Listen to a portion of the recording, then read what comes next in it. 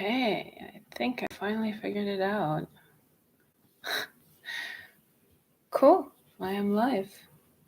I don't think there's anyone here, but I'm gonna start anyway because I plan to do this just not knowing what I'm getting myself into. So, welcome. It looks like there's one person on here. Anyway, if you're here, just say hello and I'll get started. It's my first live ever, so thank you for your patience. Not even sure why I decided to do it on YouTube as opposed to Facebook. It just felt a little bit more professional. Anyhow, today I wanted to talk about death. And I know it's not a topic that is mainstream, but maybe this year it's just become a little bit more talked about because of the pandemic. And I thought I'd start with sharing a few of my stories with encountering death. Not sure that I want to share all of them, but I do have a few. The first time I encountered death was in the Lebanese Civil War. Between 1984 and 1995. And I remember we would hide in the lower levels of our building. And my dad would say, if you hear the rocket, that means you're still alive. It didn't get you. But if you don't hear it, then there's a problem there. That means you're dead, basically. So you can imagine for a teenager, I was a teenager then, I'd just be hiding around, waiting to hear the rockets, just making sure that I'm still alive. But we were sort of like quarantined because of the war for months on end in like a tiny little, it's not a room, it's the corridor between the apartments where the elevator is.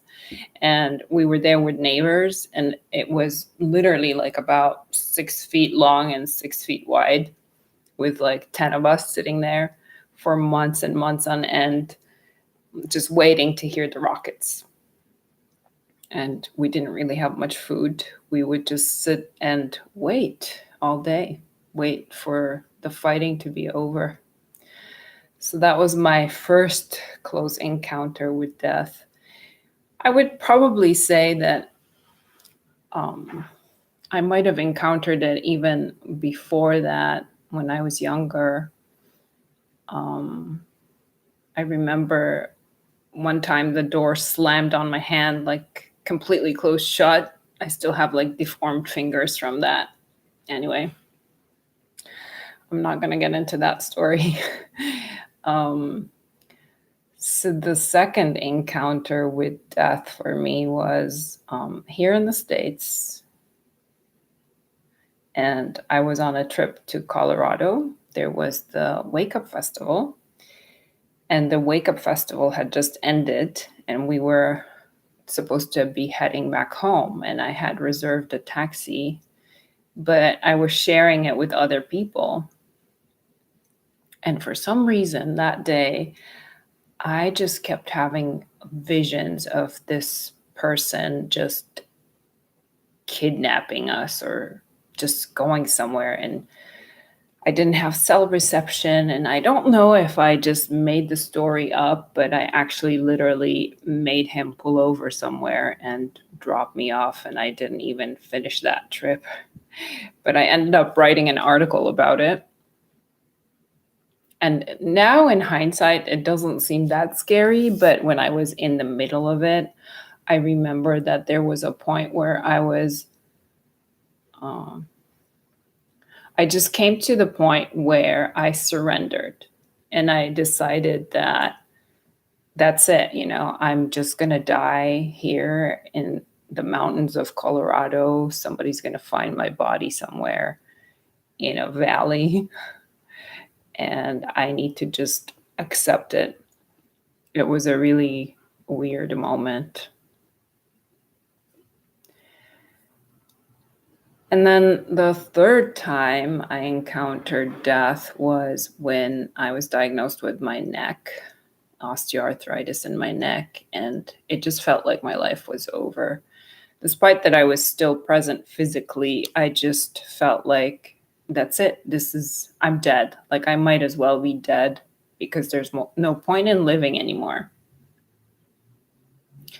And I think that was like a huge turning point for me. Then the next time I encountered death was when a relationship I had ended. And I literally felt like I was dying. I even checked myself into the hospital because my whole body ached. It was the weirdest thing ever. I really thought that I was not going to make it. But I did, and here I am. And of course, recently with this pandemic, who has not felt like death was around the corner behind the door? And it's times like these that make us wonder, what's this life? What are we even here for? And I think they're, in a way, good moments to have.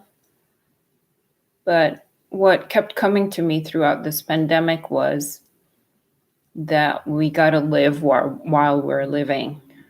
So it doesn't matter what we're doing on a daily basis. Just get up and do whatever it is that you need to do or that your heart wants to do on any given day, because when you die, you die.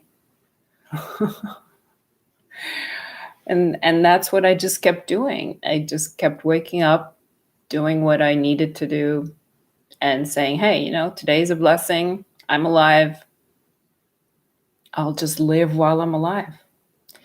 And it also put things in perspective where you feel like, family's everything. And I just kept wanting to see my kids.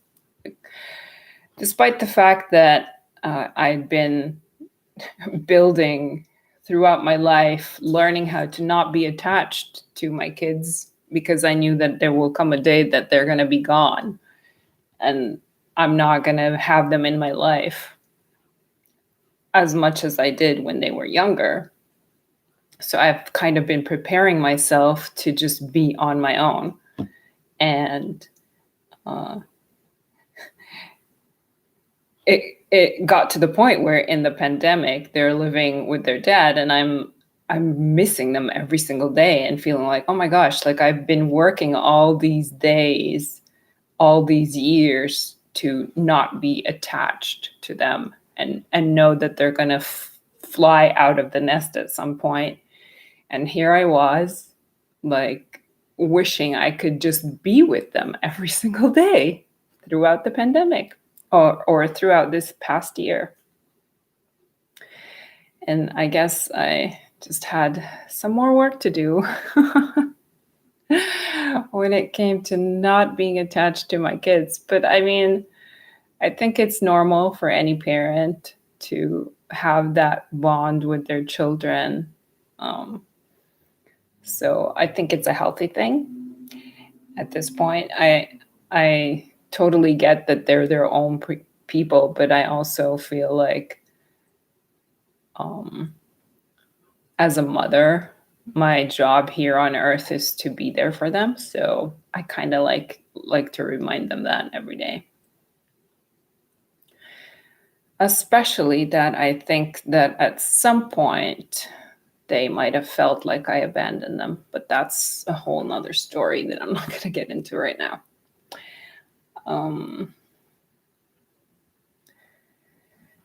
So those are my stories when it comes to death. I think I still have these moments where I feel afraid, but not in the sense of like, oh my gosh, I'm afraid of like what's coming next after I die. At some point, I feel like I want to know what comes after. Is that weird? Like I want to know what's after. It's like a curiosity. But then the thing that makes me sad is that the people I'll leave behind. And of course, like life, I love life, and who doesn't? I feel like I don't want to leave behind the sunshine. I don't want to leave behind the trees and the ocean, those things about, the material world. And soap. Nice smelling soap. I don't want to leave that either. So, and just being in a physical body is a great experience, despite the fact that we have to feel suffering and pain. But I guess it comes with the package. And I guess from a spiritual perspective, it's the philosophy is that we are more than just our bodies, and that we have definitely like energetic or a more spiritual aspect to us. And it's been talked about for ages that we have more than our physical body. And if you think of it in that perspective, then we know that death is just an illusion, and it's our body that's going to die, but not our spirit. Or there's an aspect of us that's going to be immortal, and it's going to still be around. Not necessarily in this shape and form that we are in right now, but who knows? We don't really know much, because it's just one of those mysteries of life. But I like to think of it as, it's not like we're just going to be gone from the face of the earth. Who knows? Maybe we'll still be able to be on earth, just not in this physical shape. I don't know.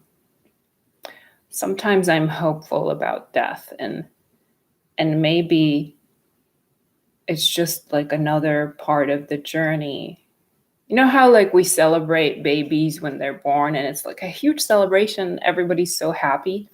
They moved from one dimension to another. They came from like the other place that we don't know what it is into this physical form. And then when we die, we're actually kind of coming for full circle and going back to that place again. So why not have it be a celebration? I know it sounds like a little otherworldly to say that, but I remember my grandmother. She used to say when she dies, she didn't want anyone to be sad. She said she wanted people to have a party, and she wanted everyone to wear white. And that's what happened when she died. I did wear white. I don't know about anyone else. It's kind of weird. I actually have her photo here on my desk, and I'll share it.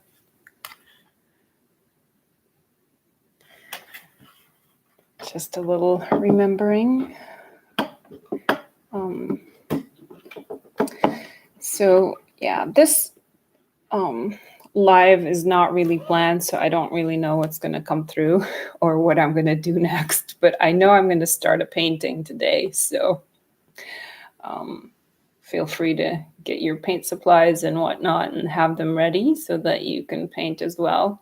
I'll be giving some tips about what makes a good painting and what goes into my painting process.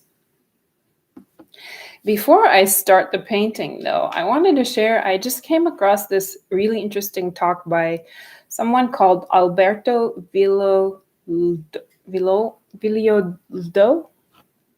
He's a scientist or psychologist, but he said that dolphins, whales, and humans do not have death programmed into their DNA. Which is a very curious thing for me. I feel like I want to look it up and do a little bit more research on that. I kind of typed a few words and tried to find some material to read about it, but I could not find much.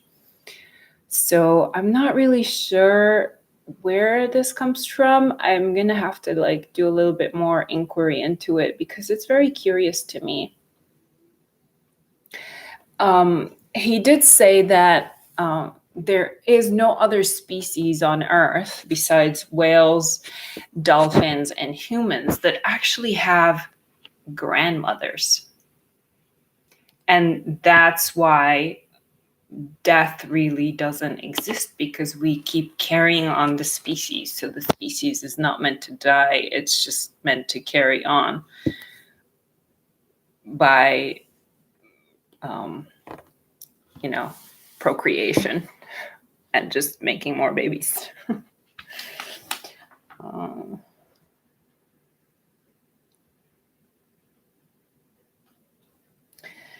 Yep. So this live was inspired by this clipping that I've had, and I shared it on social media. I've had it for many years, since 2004, November 12th. It was in the Detroit Free Press, and it shows the Islamic burial rites. And for those who don't know, I was raised a Muslim, and so I feel like this burial speaks to me. And I'm going to share why. The reason is because you are put back into the earth. So they say we are made of dust. And why not just go back into that? So it just feels like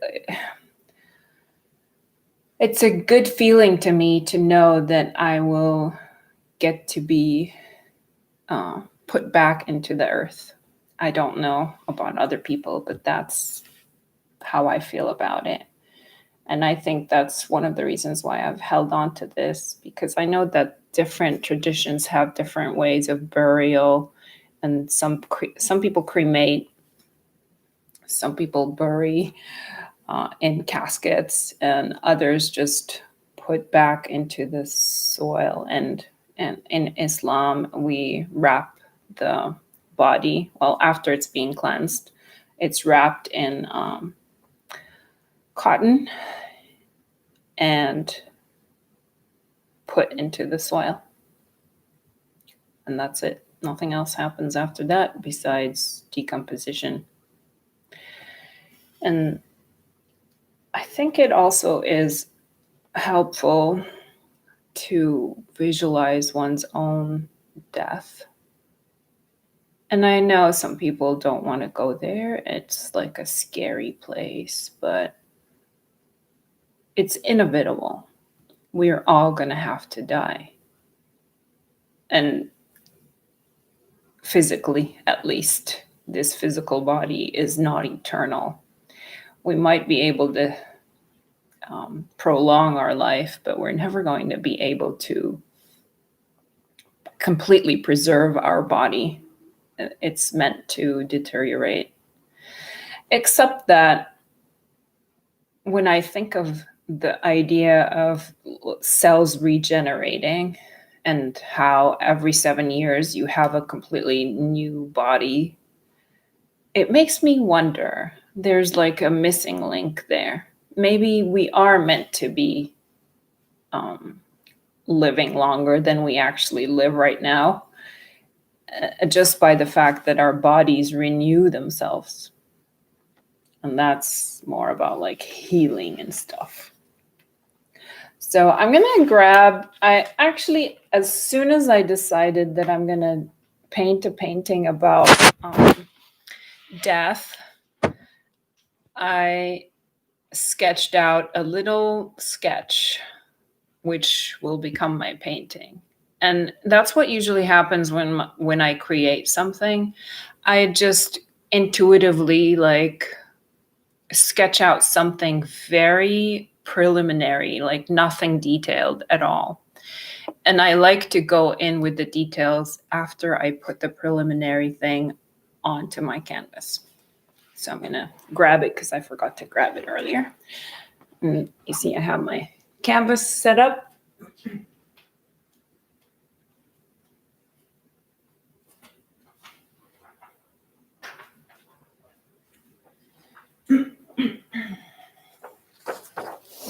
So this is what I came up with.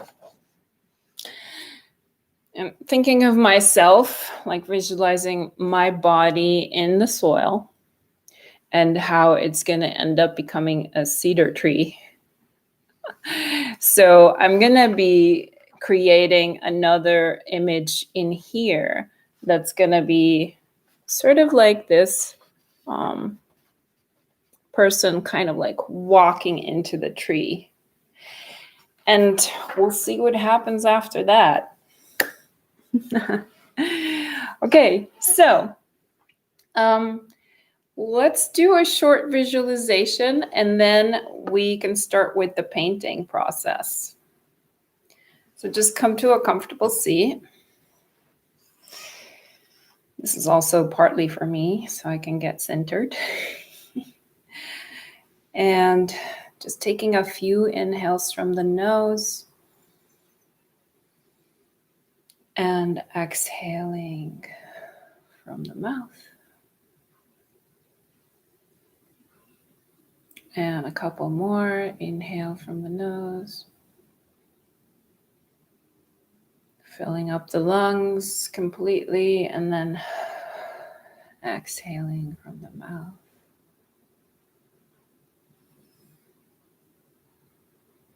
And closing the eyes if they're not closed yet.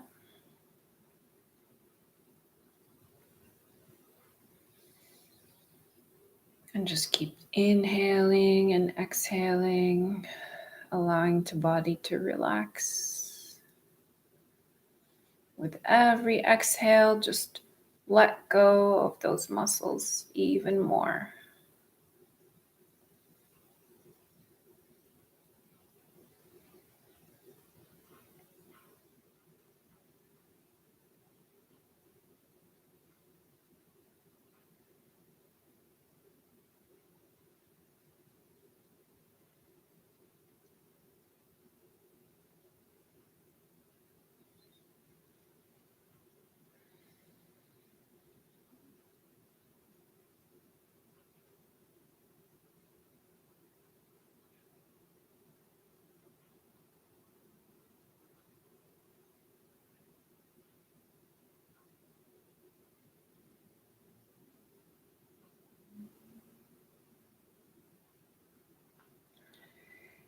And I'd like you to start visualizing the day of your death. What would that look like? Who will be around? How do you want your burial to be?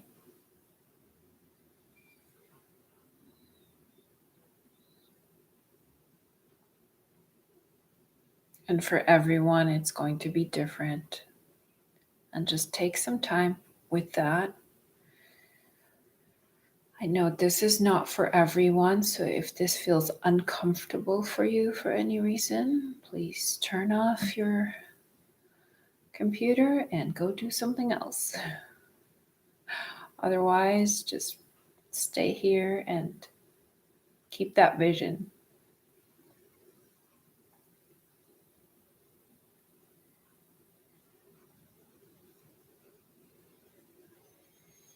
Just try to see it in full detail.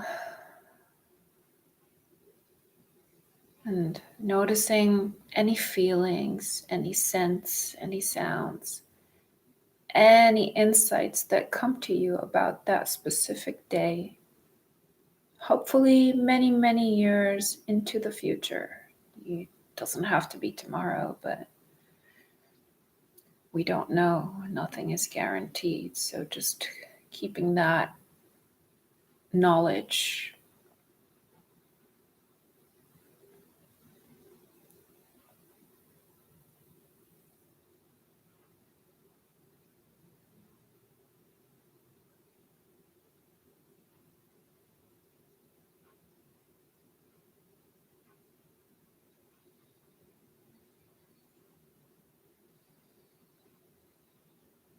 And just visualize that you are the one caring for your body after you die. You are the one washing it and preparing it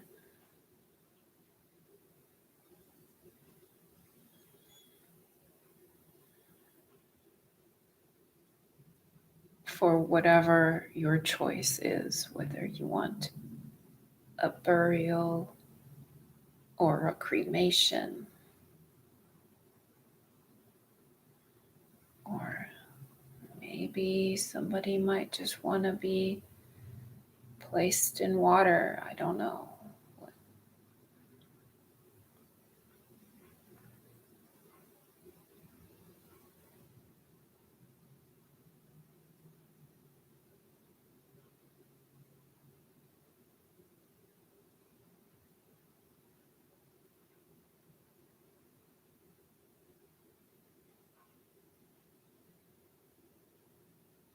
And if no visions are coming, no images are coming, it's okay.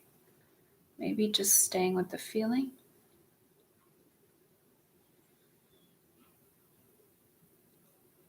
Or the idea.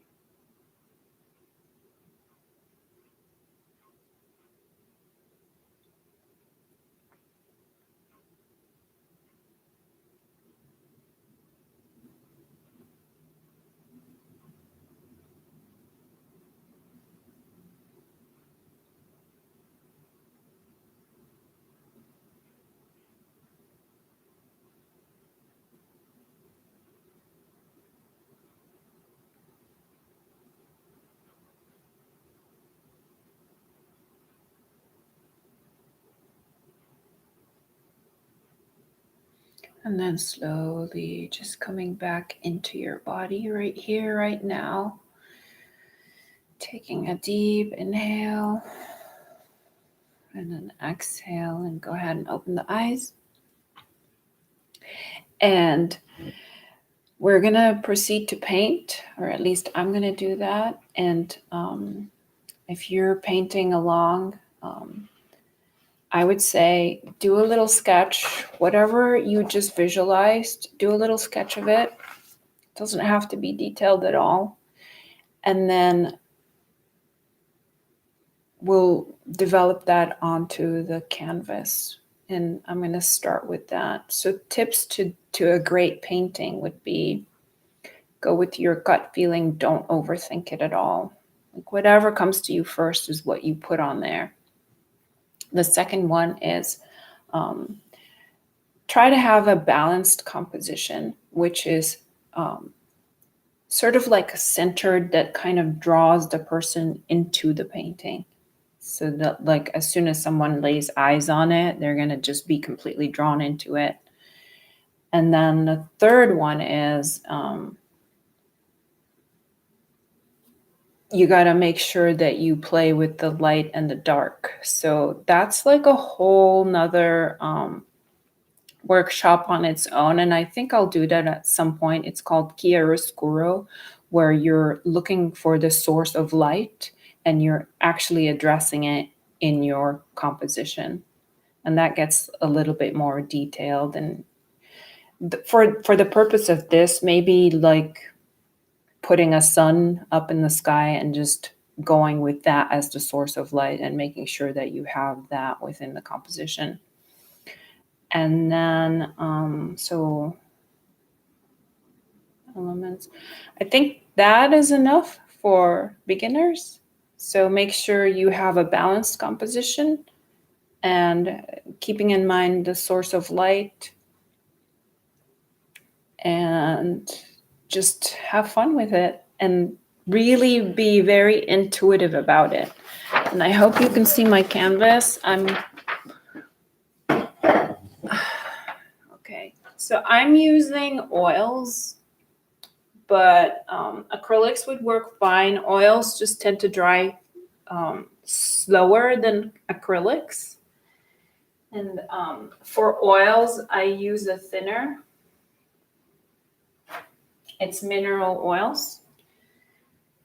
And I will start. So that's how I usually do it, is I just go with like whatever gut feeling I have. I need another brush here. So I like to go in with like a darker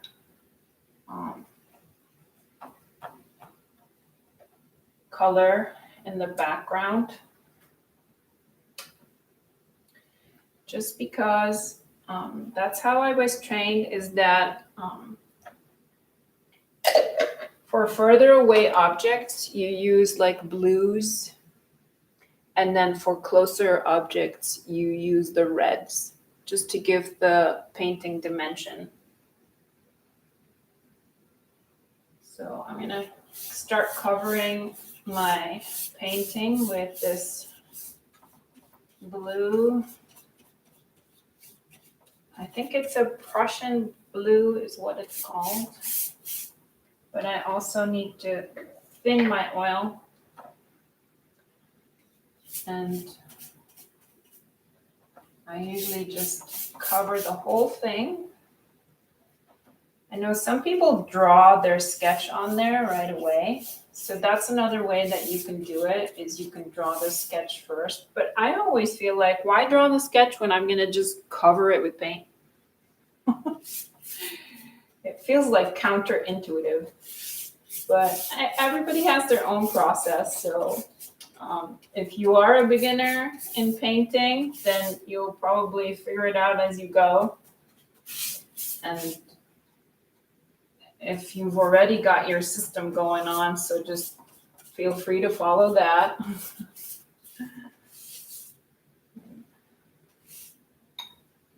So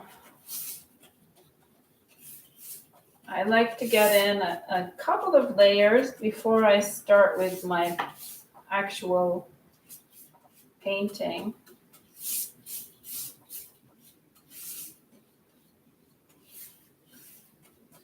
Oh yeah, and it's also a good idea to move that body a little bit. So if you got some energies clogged up there, allow yourself to dance a little bit, dance around, do some jumping jacks or sun salutations. I have some videos here on Patreon that you can do for yoga.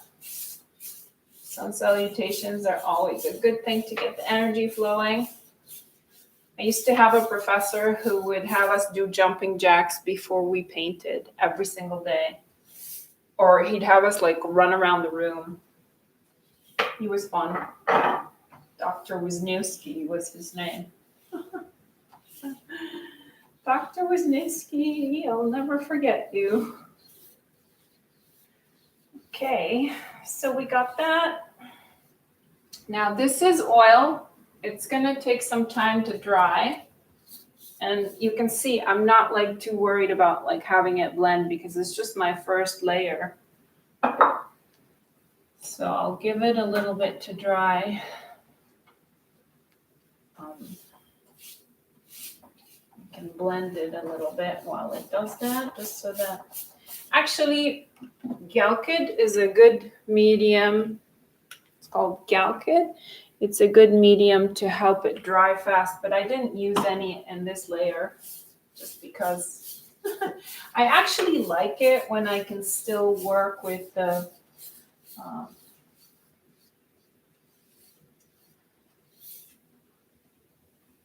paint. So I'm actually going to go ahead and sketch my sketch right now. And I usually use egg tempera, but for now, I'm just going to use white oil paint, just because I didn't mix any egg tempera, and because I can't use it on oil either. So, all right, smaller brush. And so I'm going to have my sketch handy that I talked about before. It just helps me kind of, that's why I sketch it. It just helps me figure out like the layout. And sometimes that will change. And see how it's like sort of blending? I kind of like that. It's like a good, it's a good way. It just feels really organic to me when it starts to blend when I'm sketching it, which is very different than what other artists would do. They would usually sketch in pencil and then put their painting down. But I was never one to follow the rules. At least not recently. I'll leave it at that. All right. So I don't know actually about my cedar tree. It might be changing here. If it's going to be a cedar tree or something else, I might actually go a little larger and maybe do something like this. That's how I'm feeling, like it's going up as opposed to that. But maybe I'll have both shapes in there. So you see, I'm already starting to like just follow that intuition that I'm getting about the painting. I'm not like stuck on what's on my sketch. So then this is where Susie's gonna be. How cool is that? And I just love how the paint starts to just blend with each other here. It's a great thing to witness. But that's just me. Maybe some people might be irritated with it. All right. I'll just do a few more strokes here. And I'm not going to bore you with this. That's where my body's going to go. I actually wish I had a larger canvas for this one. All right. Oh, you can't see it that well. I'll bring it closer just so you can get a closer look at what I already put there. So I have to actually let it start to dry now. So I'm going to leave it be. And you'll have to follow me on Instagram to see the advances of that painting. And if you do start a painting right now and you needed some help, please reach out. I'm happy to share some tips and help out with whatever you're doing. I guess there is no conversation here. I did see 3 people on here, so I hope this was fun. Don't forget to write to me. I'd love to hear from you. And if you enjoyed this, please subscribe. I'll be doing some more of these in the future, probably more details about art. Just felt like starting with this whole thing about death because it's really been a year of a lot of fear. And that's not to say that we shouldn't try to keep ourselves safe and not contract this virus, but also understanding that life and death kind of go hand in hand, and there's really no avoiding death, especially not the physical part of us. All right. Does anyone want to say anything? Anybody want to have a conversation? I know there are a couple of people here, so now's the time. Please say something. And if not, then I'll end my stream. I don't even know why I did this, or I didn't even know, like I didn't really prepare much. I just wanted to just do something and kind of test it all out. getting prepared for more. I probably will be doing more of these. I do want to do a live workshop at some point, and with that we can do like a complete painting. But there's no reason why you can't start one right now with those few tips that I gave you, and feel free to reach out. I'm happy to help. Okay, I guess I'm gonna say bye now. Otherwise, I'll just be talking eternally. Bye bye. See you next time.